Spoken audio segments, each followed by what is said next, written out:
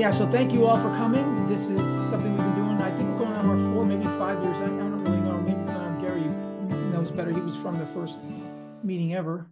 And uh, we we meet every second Thursday. I'm glad you're here. We answer questions that that you bring to this sort of gathering. So this is your opportunity to ask questions about what's going on this time of year. And there is a ton of things happening in your colonies right now. And I'm sure if you had a chance to go out and look at the landing board, you'd agree with me that there's lots of stuff coming. If you got good, healthy colonies and they survive the winter, you will see tons of pollen going in. And if you have lots of bees on those landing boards coming in, you know you have a good, healthy colony. So let's start at the beginning. All right, so I want an announcement tonight is sort of a kind of a bad announcement for Connecticut. The Connecticut Agricultural Station, and I'm assuming this is budget related, has decided not to reinstate a beekeeper, so a bee inspector. So we will not have a bee inspector going forward. And I've been told by this state entomologist that this is for the foreseeable future. And so that's where we're at. We're not going to have Mark or anybody as a bee inspector going forward.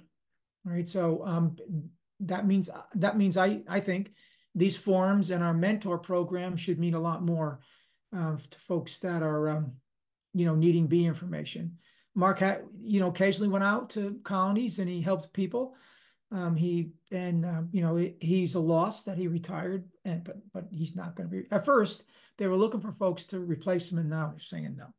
All right, so number one order of business to let you all know we will not have a bee inspector, and tell everybody that you also know that Connecticut will no longer have a beekeeper for the foreseeable future unless there is a group of concerned beekeepers that goes up to Hartford and lobbies for a bee inspector.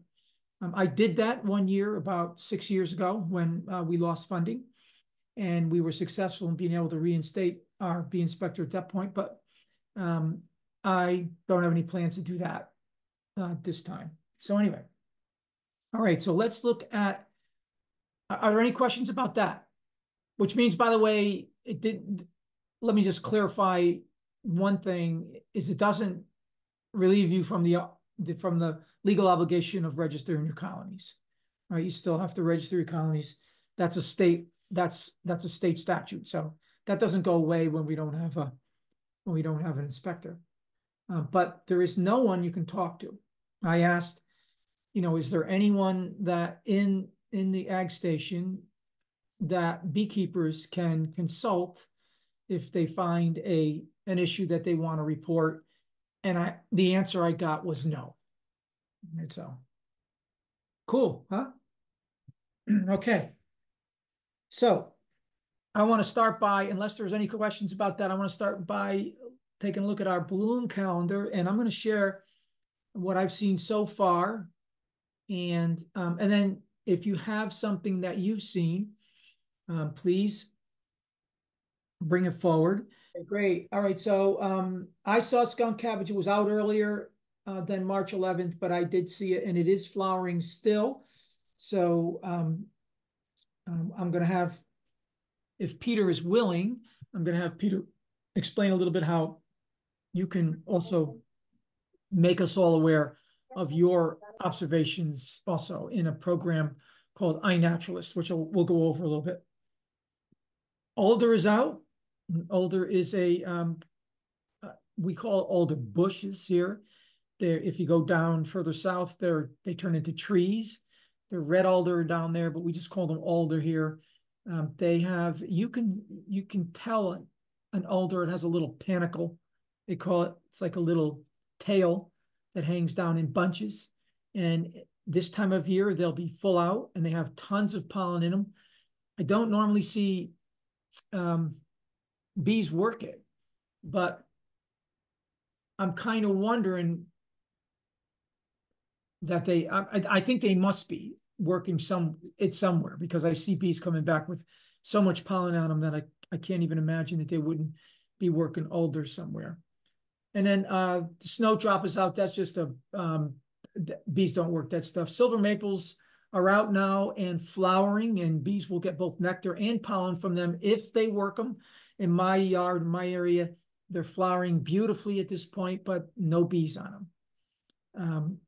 Andronymum is out. The Japanese version is a hybrid, but bees do work that plant. That's been out since a couple days ago, 4 or 5 days ago. And I've also seen Helleborus, which is a garden planting. That's like a brownish pollen if you ever see it on your foot. But that's all I see. Pussy willows, all the soft maples. I want you to pay special attention to what's going on here in April. Right? April is a huge month for blooms. Right? So April, we got a bunch of stuff coming out. Pussy willows are, a couple of weeks away. Maybe there are some locations where pussy willows are out now. The soft maples come out around the same time, and then there's weeping willow, which most bees don't actually work, but they do flower. Then the hard maples, red maple follows that, cherries. Then I mentioned that you can see queen bumblebees. They begin to fly somewhere in the second week of April around here. Then of course we have crocus, which will be up in some areas already, but we have it around here also. Then red maples, Norways, and then by the end of this month, we're starting to get into the fruits. And so it's a bit, and then dandelion, that's around April 16th. And that's the time when we think about putting on supers. All right, so April is a huge month. It goes on and on. And then finally at the end of April, our apple orchards bloom. We have mustard out, blueberries, gray birch, white Dutch clover, everything is out. That's why you will see at the end of April, your colonies getting ready to swarm, if they're going to swarm. All right, so that's what we're looking forward to going forward in April. And has anybody seen anything in March that I didn't see so far? Peter, you got anything? Yeah. We take my medicine now. Your mic on. Let's figure out who that is. Yeah, I have seen pussy willow start in my yard. Okay. Certainly daffodils just in the last, I don't know, 2 days, million crocus. But the And pussy willow, are you seeing them as white or yellow? which crocus? No, the pussy willow. Um, Are they white or White, yellow? kind of I don't know, the furry flowers starting to come out. Yeah, they're starting to come. They're in budding, but they're not producing anything at this point until they turn yellow. And so Right. Okay, I know what you're talking about. Yep. yeah. Right. Yeah. So that's it. Anything else? Did I miss anything? Acronite is that little winter acronite, they will actually work that. That's a kind of an interesting plant that's out when nothing else is out around it. And we have a little patch of it in a garden near our apiary, our CBA's apiary, and it's doing really well. All right, so if there are any additions or questions to the bloom calendar, you will see coming into your colonies bees with a little stripe down their back, full of a light yellow pollen. And I'm guessing that the only thing that can be is skunk cabbage. There was one other flower I identified last year when they were hanging on panicles. The panicles were so close to each other that they were brushing the hairs on their back side, on their thorax, and on the back of their abdomen against the panicle next to them, even though they were collecting pollen on the panicle in front. And that's how they got the stripe there. So I guess it could be alder or anything else that has panicles that are giving off pollen at this point. But it's a little bit mysterious because so much pollen's coming back, and they're really, I trench trudged around in the woods today for about an hour looking for sources, trying to beeline to where the bees are going for that pollen, and I just couldn't find it. So I can't say anything for sure. But are people seeing pollen coming back? Yes? No? Yeah, definitely seeing pollen coming, Bill. It's orange and a whitish, off-white color. Yeah, okay. A lot of it. Yeah, a lot of it. Yeah, so we're getting 2 shades of yellow in addition to that. So cool. All right, so we know that I'm going to stop this share. I put into that chat the link to the Eastern Apicultural Society. That is our if somebody wants to open that, they can tell us where it is. It is not for a month or two, and I am our Connecticut's representative on the board. So that's why I want you to know what's going on. We don't get a lot of participation from Connecticut, but we usually only get about 3 or 4 people come down. But there are other states will bring 20 or 30 people down. It's a great thing to go to. You can learn a lot there. You get to listen to extraordinary speakers. You can rub elbows with the folks from the USDA labs and so doing bee work, and all the scientists that are down there can ask them questions directly. It's a great thing to do. And if you get a chance, take a look at that link I put up there, or just search Eastern Apiculture Society 2024. Don't just put EAS in it, because that's a meeting that's in Lyon, France. And that's something else. It's another society that's got an abbreviation EAS. You have to put EAS Beekeepers 2024 and you'll get there. All right, so it's a little out of context because we moved on from the bloom calendar, but Peter, are you in any position to explain what it is we have going on in the project for Yes. iNaturalist? Okay. Yeah, absolutely. All right, let's do it. Let me just share my. Okay, so this is how, you're out there with your iPhone and you snap a picture of it. And I know Jamie's on this call. She's a wonderful photographer. Jamie, if you're in there, taking pictures of flowers or whatever you're doing, this is a way you can get it to us as a group. And all your observations are recorded. So go ahead, Peter. Okay, so basically, iNaturalist is it's a free application or website really, and while we're talking here about plants and flower blooms and so on, it's also anything living basically. So bugs, certainly trees. I have a snake here that was in my yard last year.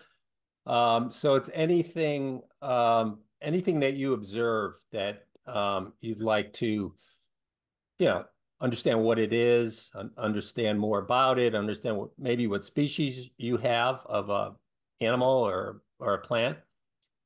And I don't know how many people across the United States participate, but it's thousands and thousands. And, and these are pictures that I took from my cell phone. And I'll explain that in a second. But you could certainly you could look into more about the particular plant. Now, this is just the daffodils that's starting to appear. But it tells you more about, the seasonality, phenology, where daffodils generally appear. And of course, you can, zoom down in here. Now, and there's a lot in here, so I'm not going to go into a great deal of depth here. But what we're looking to use it for is they have a concept of a project, which is kind of a special place to observe specific things. And for what we wanted to try out is if we can, show our blooms that people are seeing, so where they're seeing them, when they're seeing them, it all gets recorded. And I appreciate, Bill, you put a 2 or 3 in here, I guess. And we both saw skunk cabbage, of course. And as I said, pussy willow is starting to come out. So you can basically take any observations that you see and then basically apply them to this kind of special, again, they call them project, that was set up for the Connecticut Beekeeper Association. Okay. Now let me and I'll show you quickly the instructions. We have instructions, so don't worry about taking any notes or anything here. But what we need to do to make sure we don't get like bugs and large trees, although they do certainly get blooms off of larger trees, is when you make an identification, you do have to go in there and identify. If I take this crocus, for example, and I'll show you real quick here. Actually, let me take that back. If you open up the plant you identified or the flower you identified, you do have to go in there and identify the plant phenology. Now, you don't have to worry about adding plant phenology as an attribute. That's already done by iNaturalist, but you do have to go in there and state where it is. So in this case, iNaturalist already understands that it is a flower. So it'll give you just a couple choices. Now, it really doesn't matter what you choose here if you're unsure. What we're looking for is just that a selection was made. Okay. So just, stepping back for a second, first thing is to sign up for iNaturalist. And then in the join a community called Connecticut Beekeepers Association. A project. Again, I think it'd be better to call it a community, but anyway, it's called the Connecticut Beekeepers Association. So you actually have to go in there. Now, I've already joined, but if you hadn't joined, and you could search for this too, there would be a little icon that says join. Otherwise, that's all you have to do.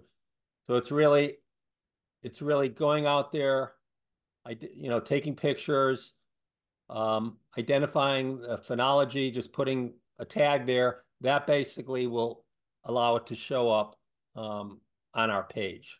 Well, you have to join the project also. And yes. So you there's do have to step. click. It would be right here, like I'm an admin, so it says edit, but there would be join here. I think and then we'll start to see more, more plants come up.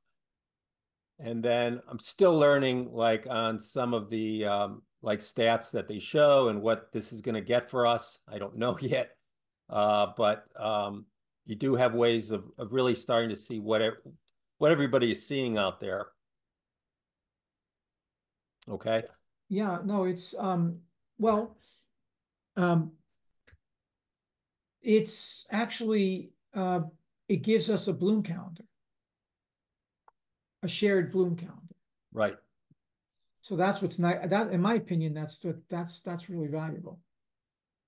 So and if I flip back over, so I've written some instructions. So I have it in 2 forms. One is kind of drawn out, like 7 pages with pictures and everything. What you'll see on your phone, and so on. And the other one, if you want to go and just do this quickly, it's just 1 page, and it tells you where to sign up, where the app is for. And I didn't really talk about this much, but the app is called Seek. And what is neat about Seek, and let me see if I could show a better picture here. So, and this is a little bit hard to see, I know. But Seek is a phone application, smartphone application that will allow you to take a picture or focus in on a plant or a flower, and it will, usually in a matter of seconds, try and identify, what you're seeing, and then give you the option to post it to iNaturalist, which you have to do if you want to show it on the CTB's page that we set up. Okay. Again, I have the instructions of what it involves, step by step. Like I said, I'll also put out there a one pager if people don't want to take that much time to read through it. Yeah, so it seems a little complicated, but it's actually quite simple. I mean, you can load iNaturalist on your smartphone, just like Peter said. And then there's once you join, which is the next step, and it's only a minimum amount of information you have to give iNaturalist. And then you can use your phone camera to do the same thing. The only difference between Seek and iNaturalist is that iNaturalist is going to wait for verification from a bunch of biologists before they actually assign something. They give you, the iNaturalist scientific community will give you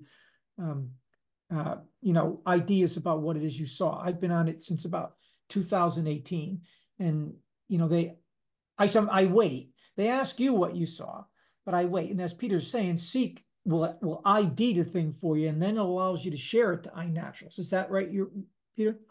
Is that your experience? Yeah, the only thing sometime I've seen is Seek is very fast, almost too fast sometimes, Yeah. and will identify something before you have a chance to even focus, and sometimes it's not accurate there.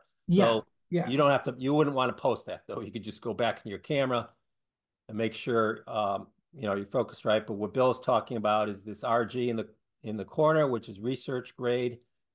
And so if we take this this skunk cabbage, should see here, I think it takes 2 people to make it research grade. I see one here, Lynn Harper. But anyway, there's usually need a couple people to confirm what you're seeing. Yeah, and then it becomes research grade, but you can still get it into our project if it's not. Like if you see one of my posts down here on the Connecticut Beekeeper, this is your stuff. But if you go over to us, then you can see, like some of my stuff is research grade and yours is too, right? So it'll tell you that under here.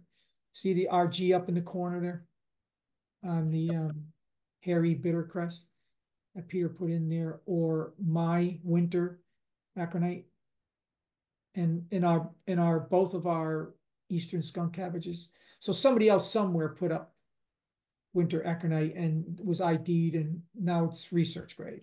That doesn't mean anything to us. All right, so all right, cool.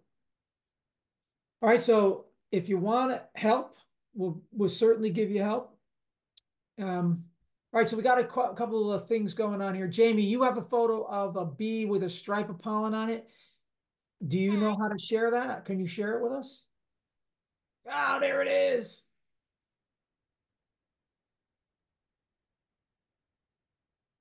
All right, well, there it is. So, all right, so you don't mind sending that to me, do you?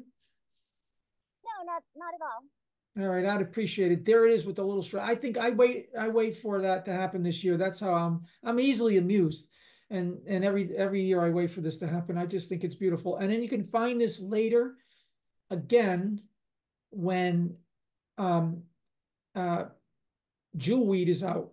Jewelweed will provide the same kind of stripe, except it's a little bit more defined on jewelweed. So great. Thank you. That was fantastic. All right, let me get back up to Zoom. All right, cool. What else do we have here? Missed when you install the supers. Okay, well, all right. Let me get back to Zoom. Frank wants to know when you install the supers. Usually what we say, Frank, is when the dandelions are blooming. And then, so, I mean, not when you see your first dandelion, but when they're out. And that's what Roberta said after that. Yeah, I didn't see that Roberta answered that. Thank you so much. Can you get a copy of the plant list? Well, it is on a spreadsheet. I have had that. Lost both my colonies for the second season in a row. Plenty of stores and activity active a week ago. All right, Deborah, you're gonna have to explain a little bit more than that. Put on the video. Yeah, it's on. Hi. Oh, there you guys are. Yeah. It's actually Joe who's talking, not Deb. Okay, all right, Joe. I know. Yeah, go ahead, Joe. So what's going on? Well, it's they overwintered, or at least one of them did, and I checked on it right before the actually back in January. I checked. There was plenty of stores. I had candy board in there. I had some winter patties, and there everything was fine in January. And then right a week or so ago, right before the last storm, I went to ratchet down the hives, and there were bees flying in and out even then. But this past Tuesday, I went to check on them, and they're gone. Are they dead or gone? Dead. Yeah. All right. Dead. Yeah. I tore the hives apart, and there's all in the bottom board. I have a screen bottom board. All the bees were down there, and there was plenty of capped honey and other stores in the hive, right up until this past Tuesday. Yeah. Well, we don't know exactly what happened over the weekend. All right. Yeah. So you didn't. What you have a history of caring for them in terms of varroa and all that? Well, yeah. I've treated with with the oxalic and form varroa over the summertime, and so we've watched our mite counts, but and some of them were high throughout the summer, but they were robust colonies right up until even through the winter, right up until like I say a week ago. It's just weird. And you're saying that they didn't run out of food. Yeah, I don't think so. I don't know. They did not run out of food. Yeah. Yeah. So hard to tell. And so get in there and do some forensics. Actually get in that colony where brood has been emerging during up till now. Right. So you should have brood frames where broods have emerged, and look inside those cells for signs of varroa infestation. So you're looking for the guanin that they excrete, the varroa excrete, and it's a little white powder, way smaller than a salt crystals. You'll see them accumulated in the cells. I've examined the dead bees on the you won't and I saw varroa. So I saw on the dead bees. Yep. Well, and on the whiteboard that I slide in there underneath the screen bottom board, I saw a lot of varroa. Yeah. Because I did oxalic in this back in December, I guess. Yeah, well, that's too late if they were infested all year, and you wait till December to do. I mean, but you weren't waiting till then. So I have put on to solve some of these ongoing issues about treatments, when you can treat, what temperature you can treat at, and all that. I put on our site under the resources, I put a white paper. I have it. Yeah, I downloaded it. Okay, you saw that just recently? Yep. Yep. The seasonal proactive varroa treatment. Yeah. Yep. And I mean, and it's too late for you at this point, but if you read over the timelines and all that in that document, you could see how intense it has to be. Oh yeah. Actually keep them alive, and so these were overwintered colonies, right? One of them was, yep. Yeah. And so sorry to hear that. Well, Well, I have some more packages right. on order, and they're coming, and I'm going to start with the proactive Varroa Do treatment. it that, yeah, do it that way, like, and stick to it. Right. And then do measurements. And if the Varroa counts aren't down into the single digit, single Varroa or 1 or 2 Varroa, you got to figure out why. Maybe your, treatment wasn't efficacious or whatever. But if you follow that guideline, you're guaranteed that whatever your bees die of, Right. it won't be from Varroa. I'm Right. telling you, they can stay alive. I have 100% survival at the bee yard. So, so it's because it was a mild year. Yeah, and, very mild. and the Varroa counts were very low. Now, some of the colonies did have higher mite counts, but they also made it because I was following that I tried to figure out what I was doing in terms of time and chemicals, and then put it down on paper because I've had a lot of success with it. So I hope you all do too. So that's on our website, on the resource page, right, Joe? That's where you found it. Yes. Yep. And And, start right off, so, and one of the key points is now that you're going to start with packages, yeah. get yourself some,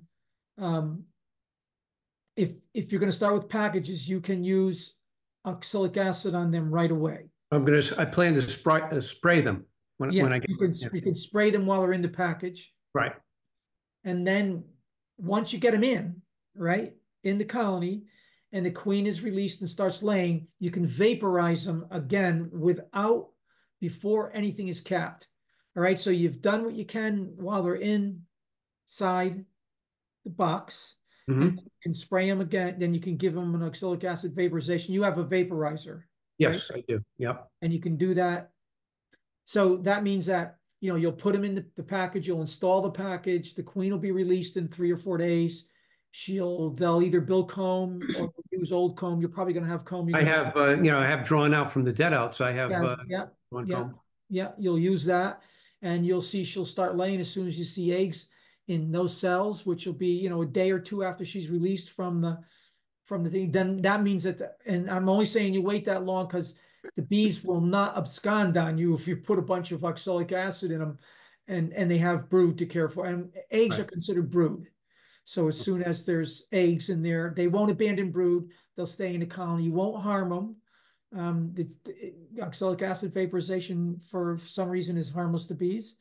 And then slide a sticky board under there or something and see what you're getting for a kill, and then go from there. And then the prophylactic treatment schedule will show you when to treat again. Yep. All the way through the year, right? And it's based on Randy's Varroa model, which works really well. And I encourage everybody to take a look at that, and that will answer your questions. Like Paul has for, sorry to hear that, Joe, but look, you know what? You're hanging in there. Yeah, I'm wondering if climate doesn't have a play around. This is my 5th or 6th year. My first year, I fumbled and bumbled my way through, and I managed to overwinter 2 colonies. And I did not treat anything at all that first year because I wasn't. And Mark did come to see me at the end of that first year, and he tore the hives apart. And the only thing he said was, you need to start feeding them, ASAP, which I did. At point, and they managed to survive. So I don't know what's going on nowadays, but 2017 is different from 2024, I guess. 2019. So Bill, so this is Deb. Is it possible that we keep the insulation on for too long? No. You can keep the insulation on all year long. Wouldn't matter.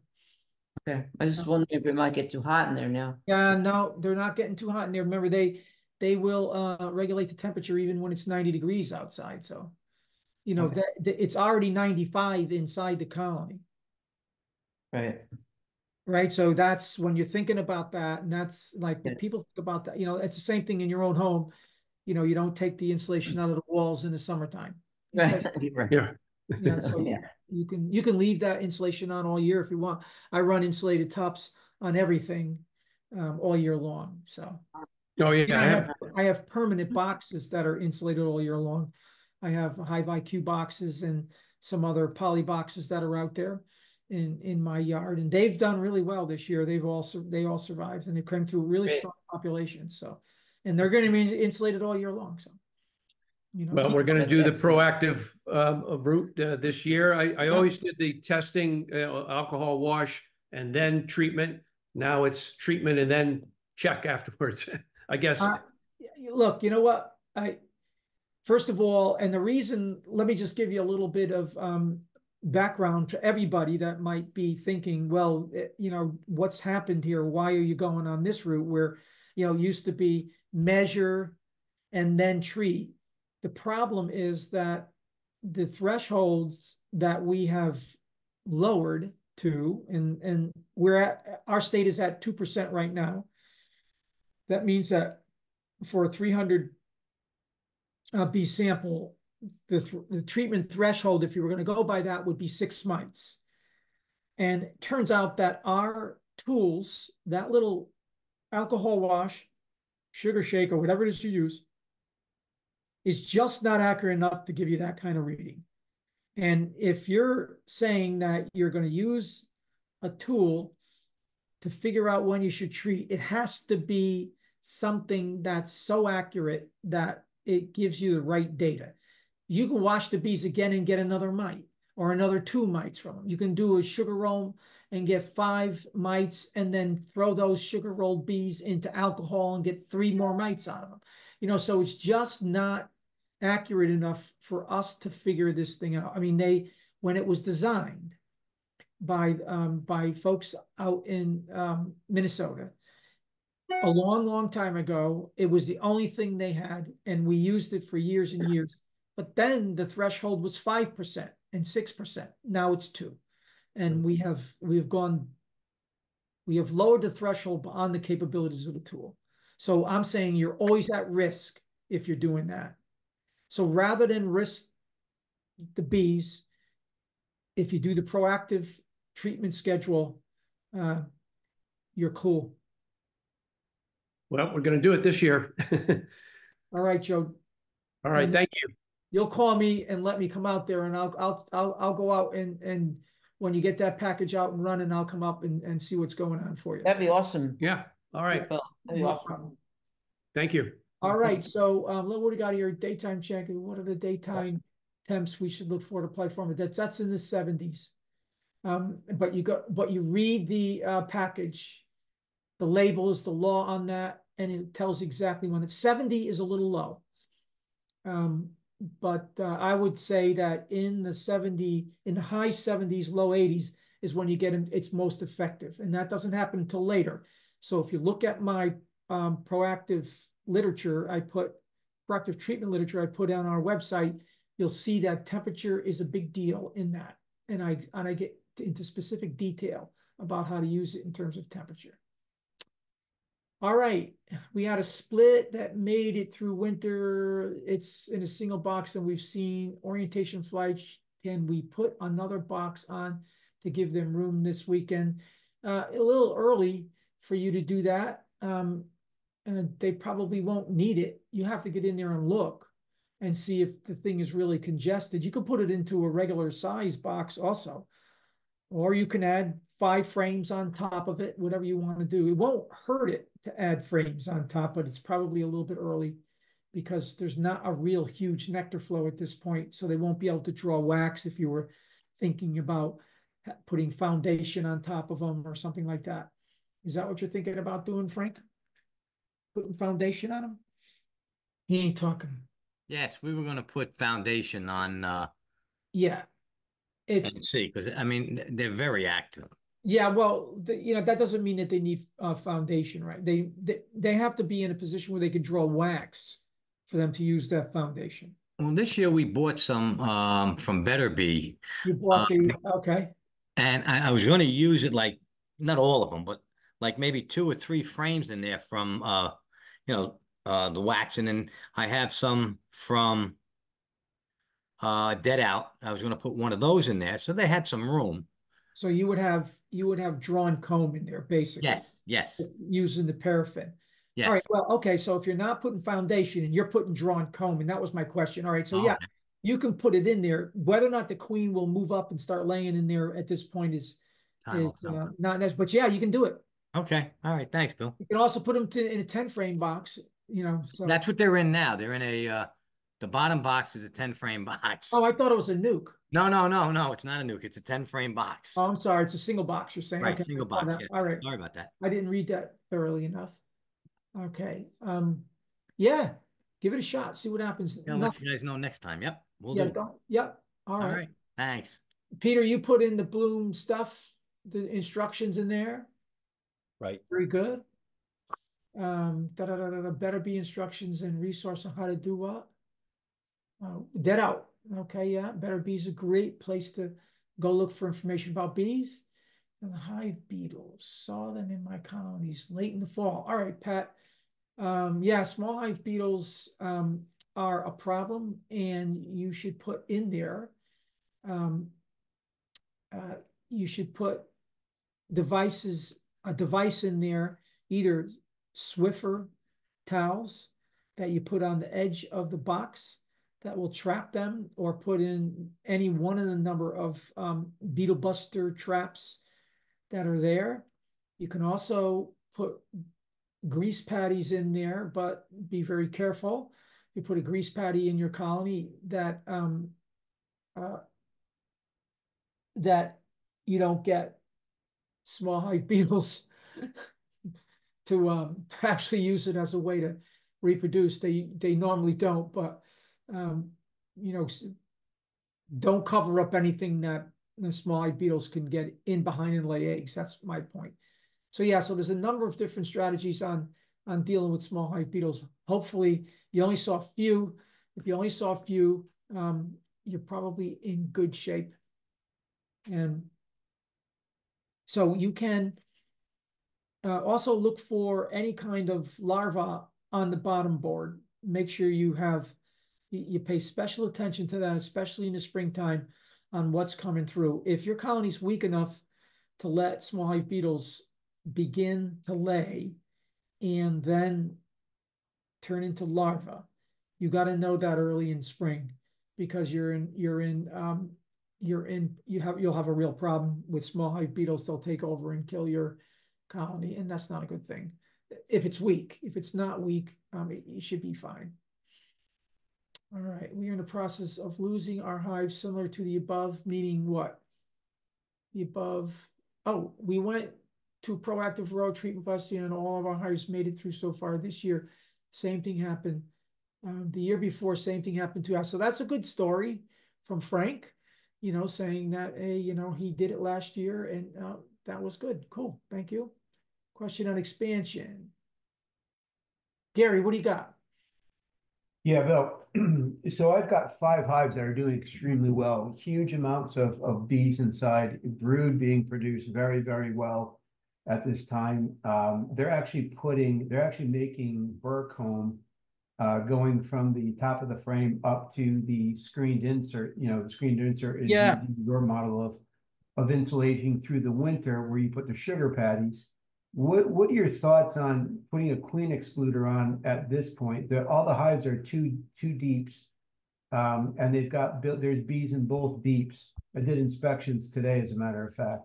I have a question I need answered, so I'm listening. All right, that's good.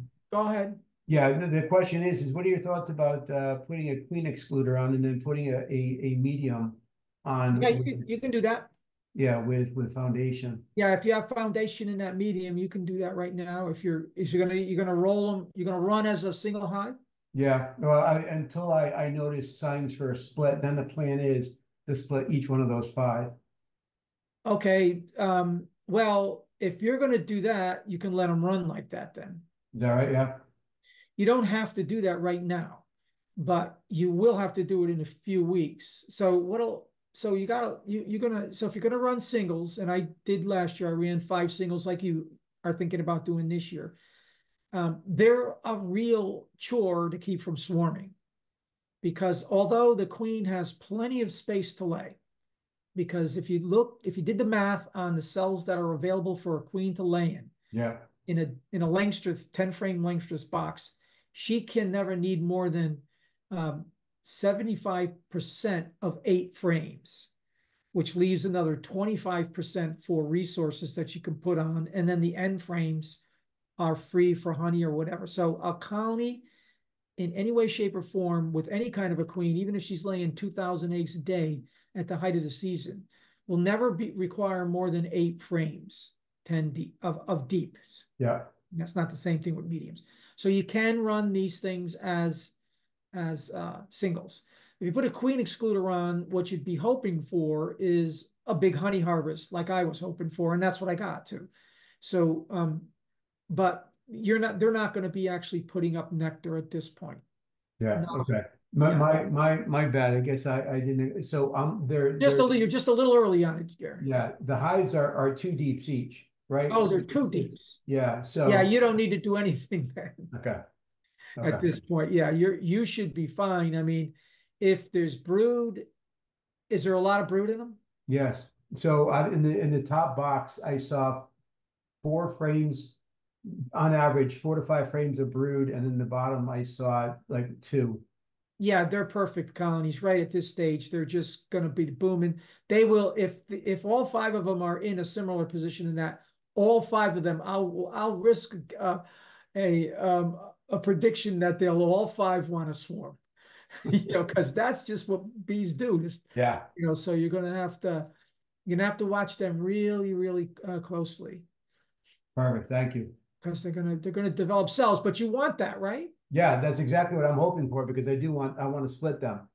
Yeah. So, but all right. So as soon as you have it, yeah. So you can keep them from swarming and make splits, but you'd need queens right now. Yep. You could start now by moving brood out of those boxes and into splits, but you'd need queens. Yep. Yeah.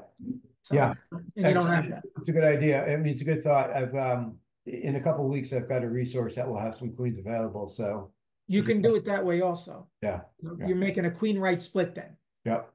Introduce a queen to them, bring over field bees. You got to bring over nurse bees into the box. You know how that goes. And then you'd have a nice little you can make, and what that would do for you, if you could take, a couple of actually you can take a couple of frames of brood every like 10 days out of any colony, and you get a lot of, if you have 5 good colonies, you get a lot of brood out of them.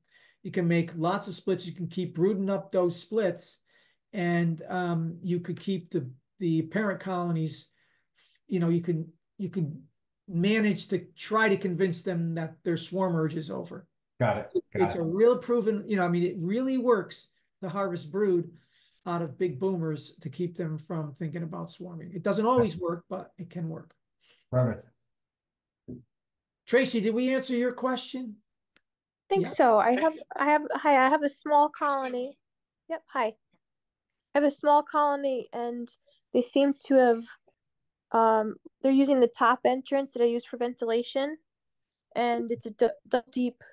They're in a double deep. Wondering if there's any way to encourage them to use the bottom entrance, or if that'll happen naturally. Yeah, no, what's going to happen? It's just a struggle to watch this, so if you're using a top entrance and the bees are flying out of it, you block it off, and they will not learn. They will not learn that right away. They will still hang around and they'll be coming back with loads of pollen on them, and you'll have to watch that. It's heartbreaking, because they just don't learn that right away. It takes quite a while for them to understand that there's only a bottom entrance, right? So, yeah, it's hard to do. Is it better to do it at a certain time of day at night so that they have No. No, they will not unlearn that right away. So they have learned that there's a top entrance to go in. You block it off, and they will still go there and try to get in. And you'll have, if that turns out that that's the primary entrance for your colony to come into, you'll have hundreds of bees up there trying to find a top entrance that's not there. And you'll have all of that pollen coming in on them. And, when you're in the process of doing that, my feeling is at that point, your you are really stressing the colony from its protein needs because it can't get that pollen right back in to cells and because they're in the middle of raise and brood. So my suggestion to you going forward is not to run a top entrance in the wintertime. I see. And then you don't have to worry about that come spring. Okay. Now I went through the same learning curve as you did, you know, many years back. And I just couldn't stand seeing all of that, those bees with all of that pollen on them. And they find their way in. They're sometimes in the night. They're not just hanging out all night long. So they either drift to other colonies or they do find their way into the front entrance. But when you're seeing it at 12 o'clock in the afternoon and you're seeing these piles of pollen coming back, it's just heartbreaking. They will find the entrance eventually, but not right away. Okay. Thank you. Yeah. All right, what else we got here? Where can I buy bees that can survive the winter? Great question. We can't answer that one because there's no such place. But it would be nice if there were. You can try buying queens from any of the Russian queen breeders. You can take a look and search for those. Those are bees that have come from colder climates, and their claim is that they will survive better in a cooler climate. There are some other Canadian bees that come, the Saskatchewan bees will come with a little advertisement that they are better at wintering over because they come from Canada. But actually it's not really true. So the only way, and you don't really need to try to buy a queen that will overwinter. It's your animal husbandry that will give those bees a chance to survive. That means you're going to keep the varroa low, feed them when they're needed, treat them for varroa, as I said, and then don't let them build up a viral load. And almost any bee that you get from anywhere will survive in our climate as long as it is cared for properly during the year. And, so it's not that they're chilly. Although you'll hear those arguments that, oh, we got bees from Georgia. Why we got bees from Georgia? Those queens, I get them and they survive beautifully as long as they're cared for correctly. And it's difficult to control varroa. That's the problem. And we find that difficult. And when we don't do it correctly, we end up having a problem with survival. So winter survival, healthy bees going into the winter, plenty of food sources. Didn't take all, if you don't take all of their honey away from them and you leave them enough so that they have plenty of food stores to get through the winter.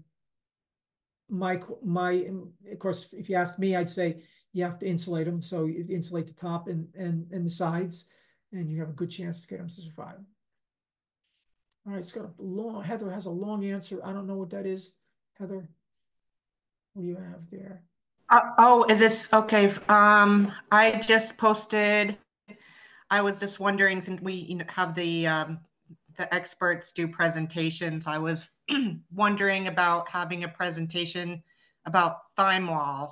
I've just been trying to gather my own information, looking at journal articles and such on Thymol, and just how it works. And to clarify my posting, I know I probably oversplit, but I bought 2 nucleus colonies for the first-time beekeeper from Byron Martin Elogies. Yep. Picked them up last April, and then I was concerned about swarms, so I split. Probably oversplit, but right now I have 5 colonies that are alive, and I started with all new equipment. Again, I know not smart to oversplit, but they're alive, and 2 of them are just going crazy. But all 5 were very active today, bringing in pollen, and I used Apolifar in August and oxalic acid dribble in December. I did not measure varroa because new beekeeper, and I have a hard time looking for the queen, and I had split. So I they're unmarked queens. And so I didn't want to kill the queen. So never tested for Varroa. I just went ahead and treated. So I'm just, it's just an idea to have a presentation on Thymol, because it's not actually a Thymol presentation is actually really not needed. All you have to do, no, you just follow the instructions on the label. Oh, well, I guess because I'm asking, I mean, I'll just continue to do my research. I have a background in toxicology and chemistry. Oh, so what are you asking about? How it kills Varroa? I just thought well, I think that it has a lot of different positive impacts, and it was just an idea that about if there was more information about having a presentation about Thymol, and how it benefits colony health. In particular, what is its specific mode of actions for the Varroa. And maybe, again, my background is chemistry and toxicology, so I might have more of a interest in this topic than others. But I just like to know how things work, and so that's all. I just know we have the speaker calendar throughout the year, and different experts come in and give talks. I just thought it would be interesting to have a presentation about the mechanisms of Thymol and how it works. I can read instructions. I always want to know how it works, not just how to well, so for Varroicides, to give you the short story, we don't actually know the modality of any of them. Like, what do they do to the Varroa? We don't know what oxalic acid is, why they die from oxalic acid. We don't know why they die technically, scientifically, why they die from formic acid. And we don't know technically why they die from thymol. We just know that they do. So that's basically what we know about it. So if you find something out about it, Heather, that you can share with the group, that would be great. But all the research papers that are out there on toxicology for any of those chemicals, all they do is deal with LD50 and how, what dose will kill, what an LD50 is if you know toxicology, and that's all they actually deal with. But, there's always some question about whether or not we're burning the antenna off of Varroa or we're melting their empodia. There's all kinds of speculation, no real science for any of it. But I would suggest that you take a look at my sheet that I put out for proactive treatment, because thymol and oxalic acid alone won't get you through this second year, I don't think. So you're going to, especially if you did thymol later on. So you really do need to get an idea at this point what your mite population is. And if you don't want to go in there and do a drop, you can actually use your vaporizer. You said you had a vaporizer? No, I used the dribble. I used a syringe for oxalic. Oh, you did? Okay. So you mixed up a solution, did a syringe in December. Brave, because it's a cold month, but we had a lot of warm days. So that was good. But put a drop board under those colonies now, and a sticky board. Buy them or make them, whatever you have to do. You can roll Vaseline on sticky boards, you do what you want, and get a sticky board in those colonies and see what kind of Varroa drop you're getting right now, so you know what your population is like. Leave it in there for 72 hours, take it out and count the mites. And you get an idea of what you're dealing with in the early part of this season. And then you can use HopGuard on them right now. But we've got a little period of colder temperatures before any of those formic acid or thymol will be effective. HopGuard, you can use at lower temperatures. It's the contact miticide. So, and it works at lower temperatures, but the rest of them don't. So, okay, thank you very much. Oh, all right. So I did a full inspection today, and my larvae look dry. A hive has some stored pollen, though not terribly large amount. Sugar cakes and pollen patty across the cover frames and tons of honey. They ate next to nothing all winter. Why do the cells look like they contain very little royal jelly? What instar are you looking at? And is there pollen coming in? There is pollen coming in. So there are eggs. There were some small larvae and some large. But so I think I had a problem because they didn't really eat any of their honey in the center. That my queen doesn't really have any place to lay. So I had two empty frames, sort of. I think they had nectar in them, but it wasn't capped off to like the side, the perimeter of the box. And I actually put those in the center to give her room to lay eggs. Um, but I don't know. Everything just looks a little dry. Well, so if they're white and shiny and so you can see, you have to look at, in my opinion, for starvation, you're looking at the second instar larva. So there are 5 instars, right? So the egg is an egg for 3 days, then it lays down, it becomes the first instar larva. That's the one we usually use for grafting if we're going to make queens. The second, so that lasts for a day, and then the second, then it molts and then it becomes a second instar larva. That's when the bees pay more attention to it. The first instar larva, they feed it, but they don't.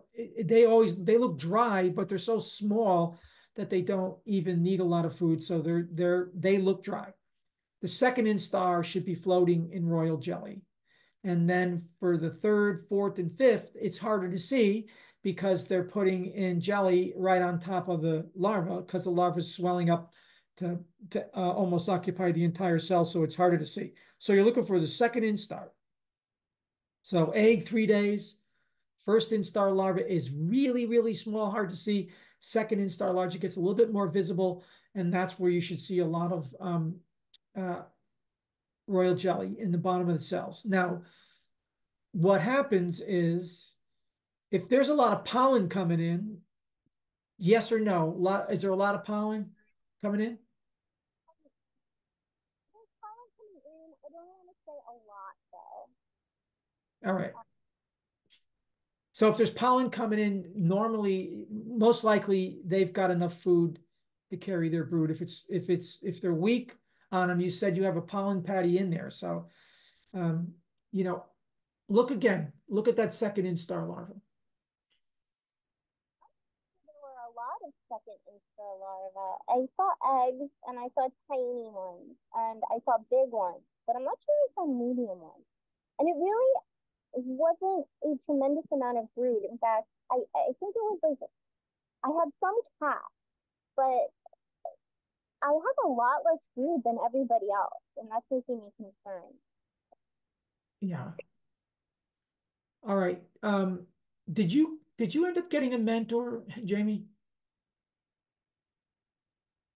No, not yet. Yes or no? I didn't hear that answer. No. No, you got to get one because we got to get somebody out there for you to help you with that piece. Right? Oh, okay. All right. My thought is that you probably are okay, but I don't know for sure. I'd have to look at it. Send some pictures of the cells to me. Okay. Is there a way to aside from pollen patty or making sure more pollen's coming in, is there anything else I should be doing to No, nope. That's it. But be Okay. careful with the pollen patties that you're not, putting food in there for small hive beetles. That's all. Okay. All right, so let's see. As the colony grows, it expands. Where am I on this thing? Tracy. So you think you're trying to no. See, I can't follow these strings. Let's see, little entrance since they are small colonies. Colony grows will probably expand into the lower deep, and then okay, so we got those. All right, so Tracy, if you're gonna think about, so why don't you Tracy, why don't you talk about what you're writing about a little bit so everybody sees that? Hi there. So I asked about the top entrance versus the bottom entrance. Yes, yep. And Roberta was responding to my chat, so we had some ideas going that I was wondering if to encourage them to moving to the bottom entrance, would it be promoted by switching top versus bottom as the column No, bring no, that won't. No, that won't. They're switching not. the boxes or Yeah, no, making no, it no. They're not coming into the well top. deep, No, they're orientated to that or hole. just let them be. Yeah, just let them be. They're orientated to that hole, not where not that box. Okay. All right. So okay, that's good. Thank you. Bill, I've had my hand up. I'm sorry, Lisa. Go ahead. I, we got skipped over before and I didn't want I to get. know. I saw your hand, and I don't know why I lost that. So. Well, let me preface this, but that my mentor is away. This is our first season, and I thought everything was going great until like last 2 weeks.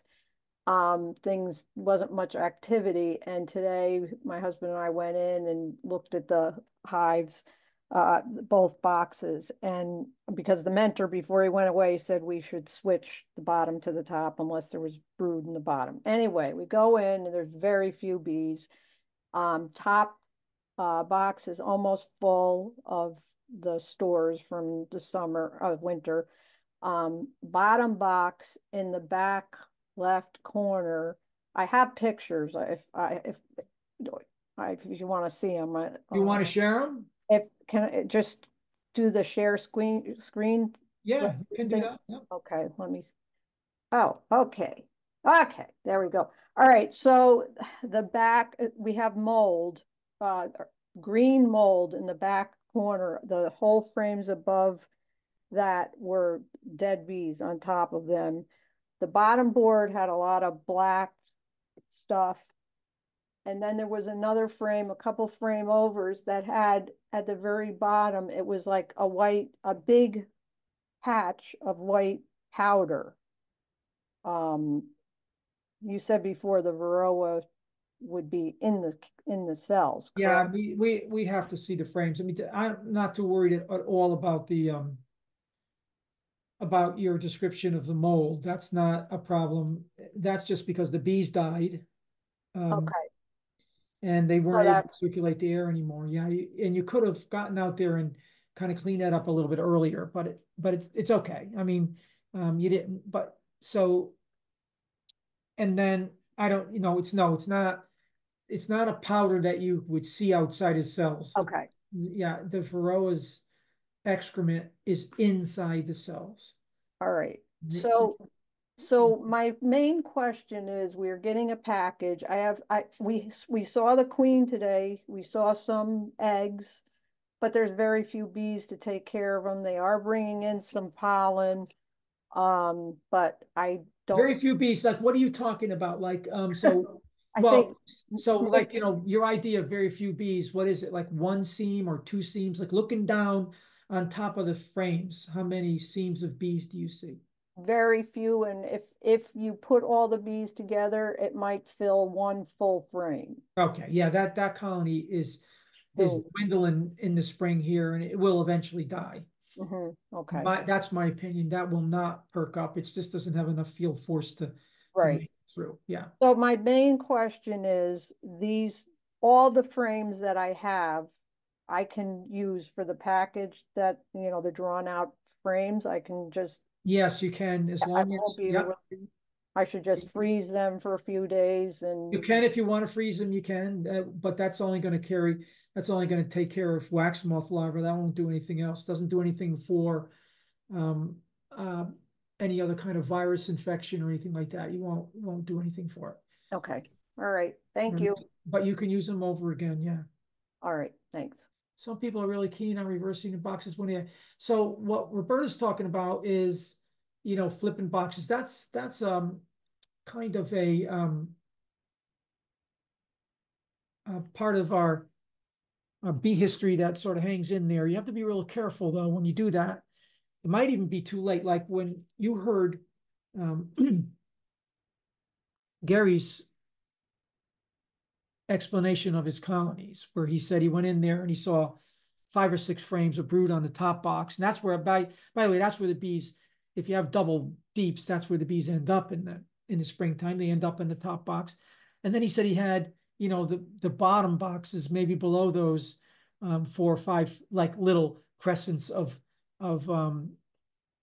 brood there. Now you're out in your yard today and it was 70 degrees and you thought, well, this is a great time for me to take the old bee lure and say, okay, let me do my reversals today, and you reverse your boxes. Well, next week it's going down into the 30s again, and there might be some really cold nights. And if you do that, then what you've done is you've stranded small sections of brood above large sections below, and the nurse bees will favor the large sections, and you can end up chilling the brood. So you have to make certain that if you're going to reverse, they call this reversing the boxes, which I don't think buys you anything, but you can try it.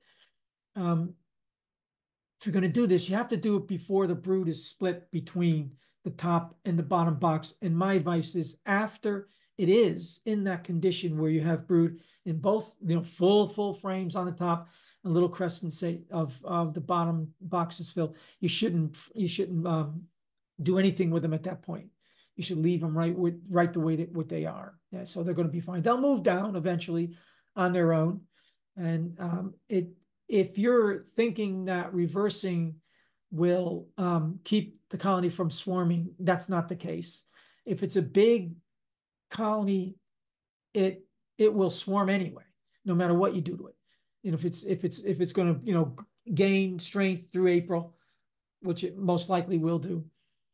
So if you're thinking about it as a swarm management technique, it's probably, I think the only reason that it ever has this tail behind it, that it worked, is because people were reversing really weak colonies, and those colonies maybe never got to swarm stage, or they didn't swarm at all. But the theory is that you put your bees down on the bottom and they have a normal tendency to work up. Bees don't really care about that. They built that brood nest exactly the way they want it, and they will then manage it from then on. Anything you do to manipulate the condition of the inside of the physical position of that brood nest does a whole lot to disturb the natural biological patterns that the bees have set up. Meaning, here's where we're putting our stores, here's where we're keeping our pollen, here's where we're keeping our honey bands. All that stuff is got a million years of evolution behind it. And when we get in there thinking, hey, we can really manage this piece a lot better than the bees can, you're way out of league. You know, they can teach you something really right away when you make mistakes doing that kind of thing. So my question is, my thought on this is to do the least amount of disturbing the brood nest as possible this time of year, especially when they're building to meet the main flows, which are coming really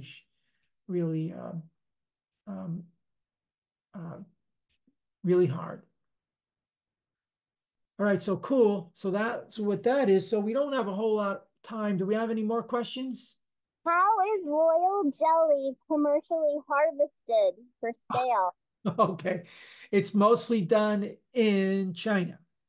All right, so what they do is, now what I would encourage you to do if you really want to see how this is done, get on YouTube and just search for commercially raised royal jelly, and you will see how the Chinese people do it. They get queen cells and they force queen cells to be developed, and then they have a whole automated process where they put these frames with queen cells in them, and they extract the royal jelly. It is amazing what they do. But yeah, and then they do other really strange things to get more than one queen to be laying in colonies. They ablate the mandibles so that they can't kill each other, and they have colonies with 5 queens in them, and they do all kinds of stuff. So yeah, but in the United States, I don't think there's anybody that is actually making royal jelly, let me know if you find a source. We just don't do it here. You can eat some if you want. You know, when you're in the colony, you can break open a queen cell and eat the royal jelly out of it, or just, you know, eat jelly in the larva of any brood you have in. If you wanted to taste all of that, you could do it. What does it taste like? Sour. Yeah, the larva doesn't have much to taste at all, but the royal jelly is bitter usually. So, and royal jelly, by the way, can only be harvested out of queen cells, because after a larva gets to be about 36 hours old, it's the food that it is fed changes from royal jelly. All larvae get royal jelly for the first 30 something hours. And then as bees know, nurse bees know that those aren't queens, they give them a little head start with royal jelly, and then they mix pollen and nectar into a little bit of glandular secretions that they then feed worker jelly to them. So there's royal jelly, there's worker jelly, and then they actually modify the the constituents in the food that they give to drones. So there really are 3 different types of foods that are in a colony that bees are smart enough to feed bees when they want to make a certain caste of bees. So queens get royal jelly all of their life, including when they're adults. Workers only get royal jelly for a few days. Then they get worker jelly after that, which is a combination of pollen and nectar and a little bit of mandibular gland secretions. And then drones get a different mix of pollen, glandular secretions, and nectar than workers do. All right, so that's about. Thank you, Bill, for such a great explanation of manipulating colonies regarding. Okay, manipulating colonies regarding. Okay, cool. Yes, it is, Heather. And then it's smart. It's smart to let bees do follow their lead, and they'll teach you a whole lot. But I think what we get, I mean, it's a natural inclination to want to really manage your bees in a way that you may think is better for them. And the only time you really need to interfere is when you see that they're starving, losing, in the fall, they haven't been able to forage or something like that's happened to the fall flow, and they need food to get through the winter. I think it's always a good idea to feed in the fall anyway. And those are times when we are at our best in animal husbandry for bees, when we're doing just the basics to keep them alive. And one thing we certainly have to do is make certain that the varroa and small hive beetles and all of those are controlled inside the colony. And once you do that, your bees will thank you. They won't sting you as much, at that point. I want to encourage. Hey, Bill, there's one question in the chat. Maybe it relates to the bee yard. I don't know. Okay. All right. Cool. I missed it. Thank you so much, Peter. What is it? All right. The bee yard. Look for our first events at the end of this month, by the way. I don't know what the question is, Peter. Can you read it? Or whoever wrote it? If it's about the bee yard, I'll answer that. But no, well, it's is any physical CTB club exist that can meet and exchange experiences, which is kind of what we do at the bee yard. Yeah. Well, we're doing that here, right? At this venue, and we do it at the bee yard. So if you're a member of our club, and I'm certain you are, then all you have to do is go to our event page, and you will see the list of dates and topics we're going to cover in the bee yard this year. We start at the end of this month with package installation, and then we will continue through March, April, May, June, July, August, September, October, and will be our last, maybe even November will be our last yard meeting. We usually get 35 or 40 people that show up, and we go through colonies and explain everything. You know, folks ask questions. They can see queens. They can see how to identify second instar larvae, say, for instance. You know, there's lots of people that come to have a lot of questions. We answer them by actually going into a colony and showing them. We'll do varroa washes. We'll do treatments. We do lots of things during the bee yard season. All right, so it's on Boulder Knoll Road in Cheshire. And when you go to the event page, you'll get a map. It shows you how to get there. They always start at the same time, so you don't have to worry about that. They're only canceled if it's rain, but we usually get through all of them. For some reason, we either have it the next week or something like that. But we always to get through all of them.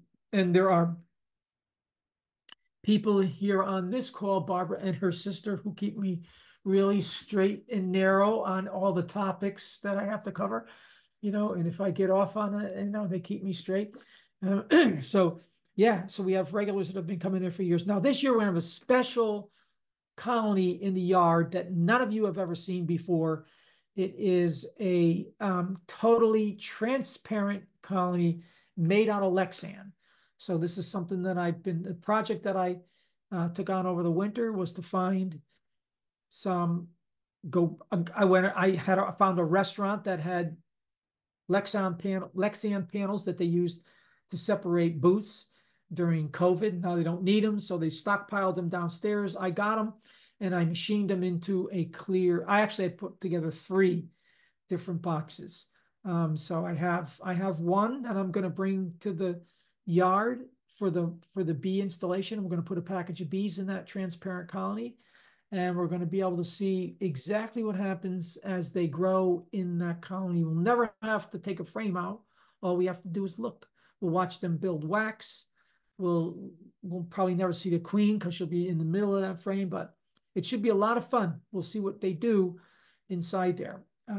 And then we'll give them treatments, and we'll see what happens with treatments. I'll give them some oxalic acid. I'll take movies of it, and you can see what kind of action you get when you put in a vaporized oxalic acid. I've got a sleeve that goes over them to keep them from melting in the sun, insulated sleeve and an insulated top. I made some special feeders for them, so when we put the package in, we can feed them. So it should be a lot of fun this year following the progress on those colonies. We're also starting in the bee yard a youth program this year, which starts also at the end of, I think, April or May. When does that start? Anyway, so we're starting that. Get on that. You can find the dates when the youth group is going to be at the yard. If you have children that you want to bring there and be part of that youth group, you're welcome to do that. So just a matter of registering and showing up. All right, so that's all I have for tonight. Thank you so much for coming. Again, I want to encourage you to take advantage of the bee yard, take advantage of our guest speakers. Make certain you're checking out the resource page on our website. It grows all the time, and it'll answer a lot of questions for you, and it gives you a chance to sit down, and take a good look at things when you're not in the heat of the moment. All right, so great. Thank you so much, and I will see you. The next time I see you will be the bee yard if I'm lucky enough to have your attendance there.